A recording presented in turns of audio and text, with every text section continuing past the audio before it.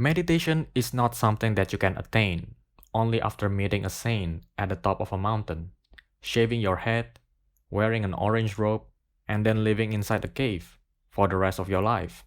Obviously, you could go and do all that, but it doesn't mean that you have to move away from all civilizations and go into complete isolation in order to be more spiritual. The hardest spiritual battle is often found in the midst of people who will challenge you mentally, emotionally, and spiritually. The problem is, most people believe that meditation is something that they currently don't have, or something that they have to actively achieve. Some believe that it can only be found in the forest, so they quit their job and run into the forest. Some believe that the mountains hold the highest spiritual truths, so they go up into the mountains. And yet, we go to such lengths only in search of one thing: peace of mind. We are tired of the constant stresses we need to deal with in our jobs. That's why we quit and do nothing for a while. We are totally drained by the psychological drama in our relationships. That's the reason why we go somewhere isolated, where no one's around to bother us. And yet, sooner rather than later, we usually encounter different problems, no matter where we go. It might be problems of different kind, but they are problems nonetheless. Don't you feel listless and frustrated with nothing to do when you don't have to work at all?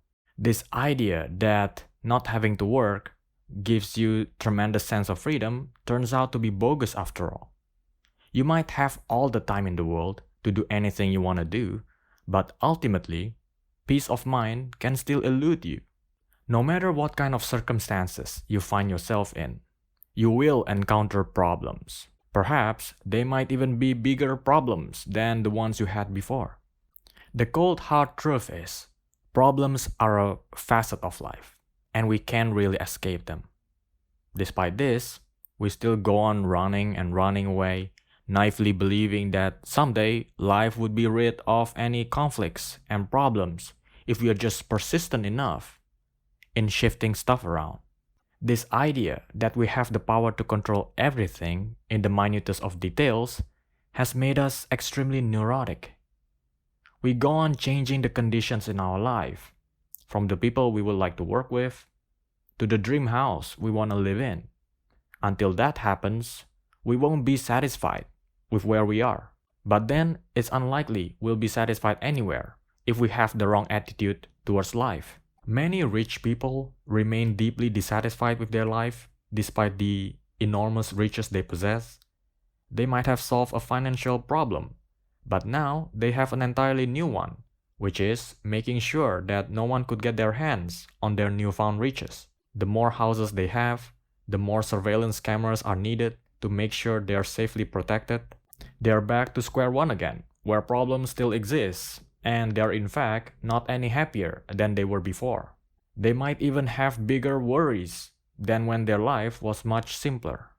Meditation is what happens to you when you understand that nothing could ever erase the concerns from your life. Meditation is your state of being that comes from the understanding that wherever you are, you will have problems, and deals with that fact straight on. No more running away, no more escaping, just pure acceptance of the simple fact. Meditation is an insight to how the mind perceives everything.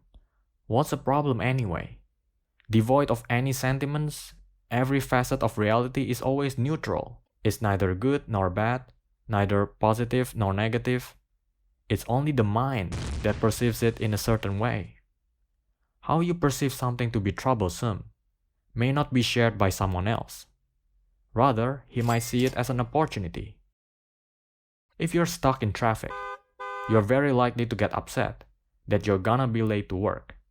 You're constantly moaning and complaining about how the government couldn't do their job in improving the traffic, and by the time you reach the office, you have very little energy left.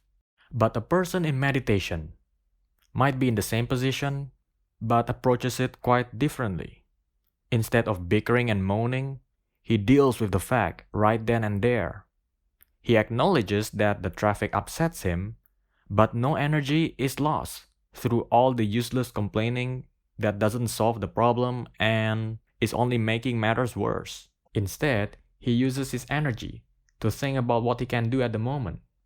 He could either use the time to close his eyes and rest for a while until the cars in front of him start moving again.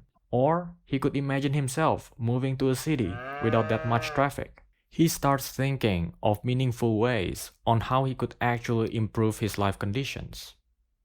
Only someone in constant meditation has this access to intelligence and creative thinking, and therefore doesn't waste his mental energy unnecessarily.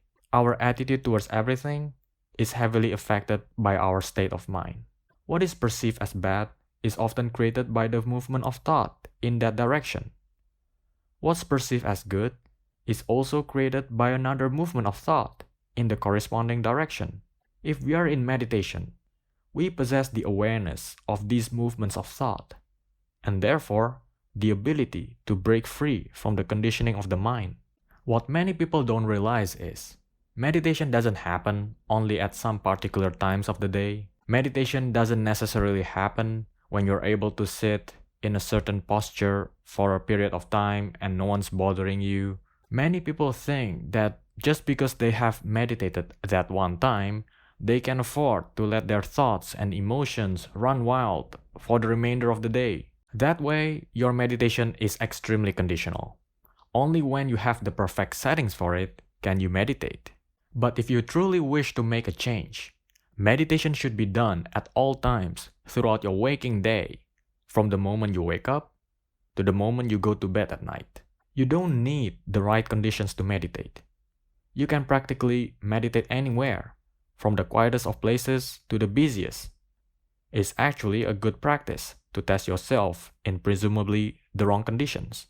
These are the places that usually contain the lowest state of consciousness possible, and also tend to drag you down to a much lower thinking state. If you can maintain a higher degree of consciousness even in these busy places, doing it alone at home should be a piece of cake to you. Your whole life is a practice in meditation.